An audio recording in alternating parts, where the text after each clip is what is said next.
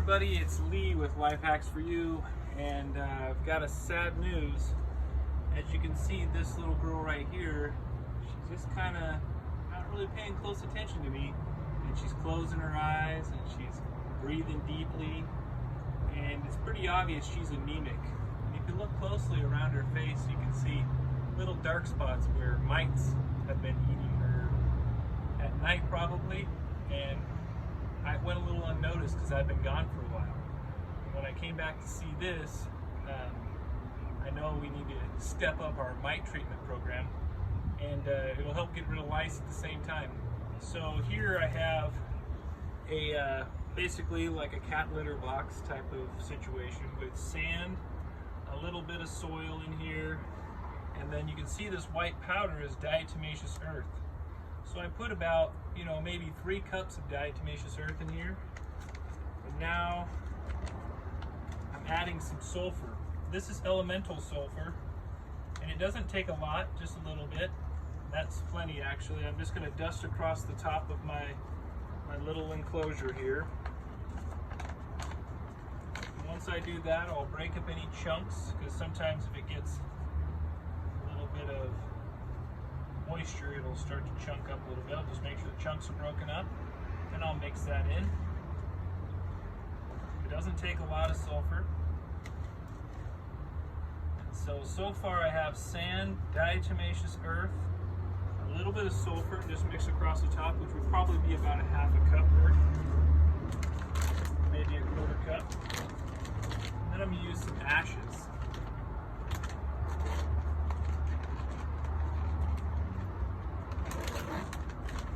Ashes, I'm just going for sprinkling across the top. There's some nails in there. Don't need those. Just checking to make sure no more nails go in there.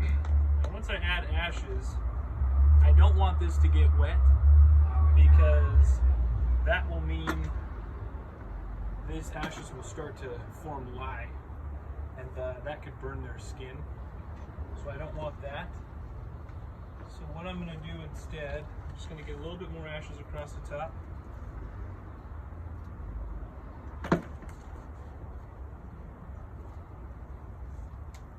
Okay, I've got some ashes, diatomaceous earth, sulfur, sand, and some dry compost, and that's my mixture. I'm going to mix it up a little bit. It's nice and dusty. And then I've made these chicken coops with high roofs, easy space for egg laying, and then underneath a dry area. And this is where I'll set this. I have everything in wood chips, and I've dug down into the wood chips to make a stable place for this to sit, so they can't move the whole thing around too much. Hopefully the wood chips are a little heavier, they won't track anything into the dust bath. But that'll be a perfect little dust bath for them. And then now, we're going to help out this little girl right here. So I've already got some diatomaceous earth in here. I'm going to put a very small amount of an equivalent of about a tablespoon of sulfur in here, and that's elemental sulfur, just natural sulfur. I'll mix that up really good. I've just got a honey bear bottle. I've seen other things that work just perfect. It's something with a hole in the top, so I can use it to apply this. The diatomaceous earth is such a fine powder, and it's just the exoskeleton of diatoms. They occur in freshwater and saltwater, and it's basically silica, but such small crystalline silica that it disrupts the mite's outer protective layer, because the insects, if they have any break in their outside layer, they have to get to moisture really quickly. They have to maintain a specific amount of moisture inside their body, and it basically dries them out. It desiccates them. Any rupture in their surface area, they can't fix it fast enough, they can't get to moisture quick enough, they die. So she's not going to enjoy this, and I'll try to be as gentle as possible. And there's no way one of my chickens would be this docile if something wasn't wrong. But we're gonna get under the wings, rub it in a little bit.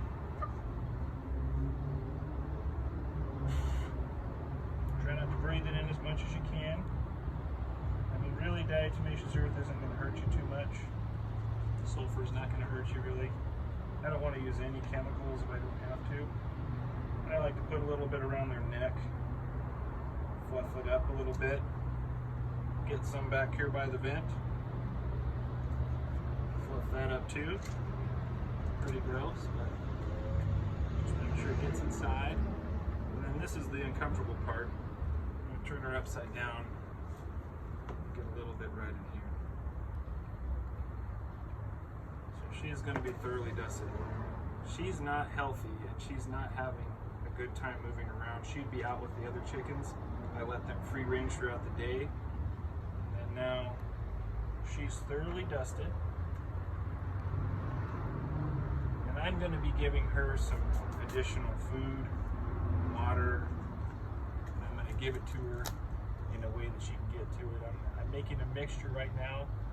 We're going to have it's going to be gross because it's going to have some different ingredients that chickens would never eat on their own. One of them is garlic. I find this really effective. I use garlic and oregano oil with some water. I blend up the garlic cloves with oregano oil, and then I'm going to give that to her with basically the same type of syringe that you would see for feeding young babies. So it's the same thing you would give them Tylenol or something like that with.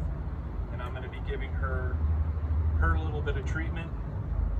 And I'm also going to be supplementing her with some extra food and make it a little bit easier to get to. And you can see just how tired and lethargic she is. She's anemic and she's been just being eaten alive by these mites are terrible. This poor chicken. But I'm going to get into the nest now and I'm going to spread out. We just cleaned it out, but I'm going to put this. This is one of the drawbacks too of doing a rough cut lumber style, is all of the perches and different boards on the inside, because the outside is flat, the inside has lots of rough edges and there's lots of places for mites to hide. And just moving the perches around, you can see they're all crept into the inner edges, hiding out inside of there. And I'll see if I can expose some to look at, but you can really see it.